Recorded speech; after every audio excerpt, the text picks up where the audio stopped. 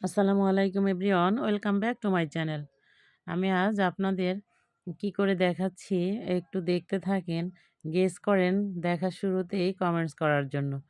দেখেন আমি শুরুতেই অনেকগুলো ডিম নিয়ে নিয়েছি। একটা একটা করে ডিমগুলো ভেঙে নিচ্ছি আর দেখছিলাম ডিমগুলো খারাপ কিনা ভালো কিনা। তবে আমার আরও সতর্ক হওয়ার দরকার ছিল, কিন্তু আমি একটা বাটির ভিতরেই সব কিছু নিয়ে নিয়েছি। ডিমগুলো ফ্রিজ থেকে বের করে নরমাল টেম্পারেচারে রেখে দিয়েছিলাম। দেখুন এর মধ্যে নিয়ে নিয়েছি চিনি। চিনি নিয়ে খুব ভালোভাবে ফেটিয়ে নিচ্ছিলাম।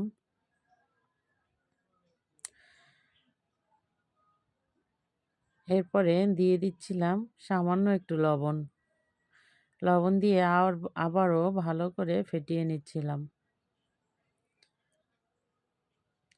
দেখুন খুব ভালো করে ফেটানো হয়ে গেছে। এটা আম কেকের ডিম ফেটানোর মতো নয়, তবে করে দিয়েছি। এবার আরও একটু চিনি দিয়ে দিয়েছি।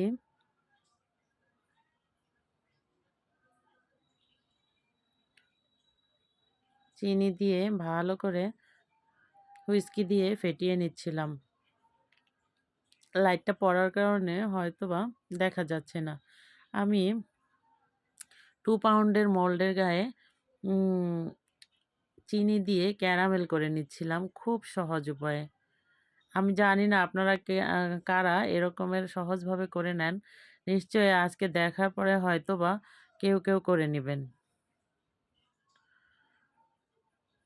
দেখুন আমি ঘুরিয়ে ক্যারামেলটা করে নিচ্ছিলাম, যাতে অনেক সুন্দর করে হয়ে যায়। দেখুন হয়ে গেছে আমার ক্যারামেল করা। আমি খুব সহজ উপায়ে ক্যারামেলটা করে দিছি। আসলে এভাবে কিন্তু ক্যারামেল সহজে করি না। আজ সময়ের অভাবে আমি এভাবে ক্যারামেল করে নিচ্ছি। কিন্তু দেখতে উম খুব একটা খারাপ হয়নি। খুব ভালোই হয়েছে। এবার এবার আমি ওটা সরিয়ে নিয়েছি। এবার আরো একটা মোল্ডে আমি ক্যারামেল করে নিচ্ছি।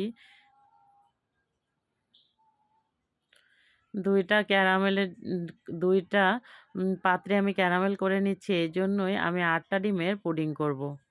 দেখুন আমি ১ম এ একটা করে দিতে চেয়েছিলাম। আমি এবার উম আ সব ডিমগুলো একসাথে ফেটিয়ে নিয়েছি যাতে একসাথে হয়ে যায়। তাহলে আমার সময় বাঁচবে, কাজটা কমে যাবে। আমার আজ অনেক কাজ আছে। আমি আবারও দুধ দিয়ে দিয়েছি। চিনি এবং দুধ। এর আগে আমি একবার দুধ দিয়েছিলাম। এবার আরও ২ কাপ দুধ দিয়ে দিয়েছি। এবার আরও একটু চিনি দিয়ে দিলাম।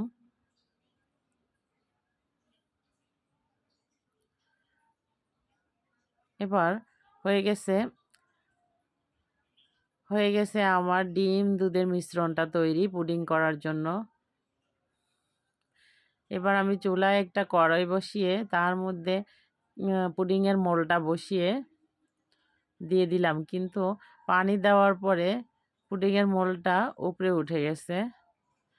তাই হাত দিয়ে একটু থামিয়ে দিয়ে তার মধ্যে মোলটা ঢেলে দিলাম। দুধ এবং ডিমের মিশ্রণটা ঢেলে দিলাম।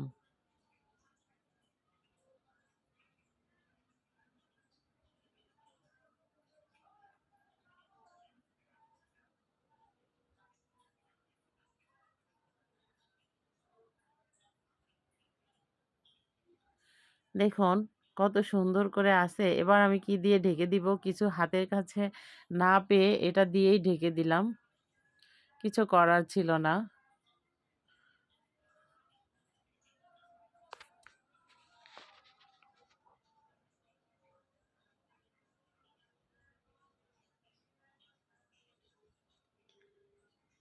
এবার তুলে ফেলার পালা। হয়ে গেছে আমার পুডিং।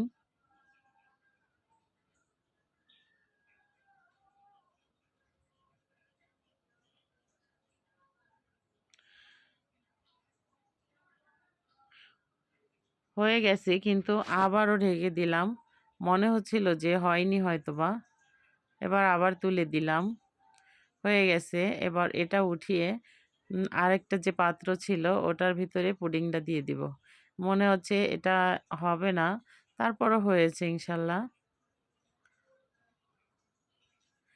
এবার এই মোলটার ভিতরে আমি দুধ আর ডিমের মিশ্রণটা, পুডিংয়ের মিশ্রণটা ঢেলে দিলাম। কত সুন্দরভাবে হচ্ছে। আমি তাই ভাবছিলাম যে কত সহজে আজ পুডিং বানিয়ে নিচ্ছি। সবাই ভালো থাকবেন, সুস্থ থাকবেন। আসসালামু আলাইকুম।